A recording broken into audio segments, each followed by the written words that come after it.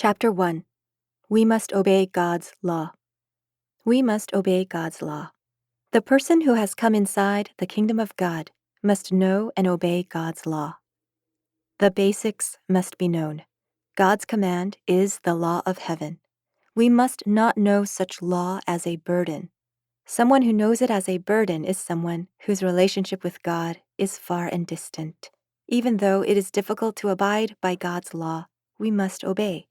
That is why to obey, my sacrifice is needed with the law of heaven. Such law must enter inside me, overcome me, and lead me. Love that is of the cross is contained inside that law. Love that is of the cross is inside of God's bosom. I must fill this love up inside myself. The word, the law, and love are all precisely God. We must obey God's law so that we can go up to Mount Zion.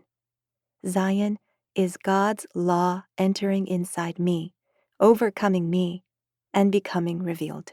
Faith that has action is the law defeating the kings of the earth inside my spirit and coming out. Actions come out when the life inside one's spirit is living. Although the flesh suffers due to the actions of faith, life inside receives glory. The flesh of a person who goes toward God and follows wherever the Lamb leads undergoes suffering. So the person who goes by keeping the law of the word is a person who has fidelity of faith. For the kingdom of God to be fulfilled, my labor and sweat must exist.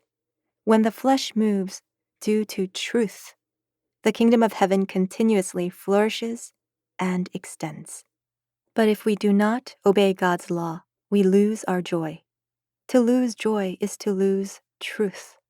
If God is missing at the center of my heart, my spirit dries up. I must look back upon myself now and see whether God's joy is drying up from inside. Without burying my lustful eye, that is, without burying my disobedience, God's joy cannot come out. Thus, we must obey God's law so that we can enjoy genuine joy and freedom from inside Him.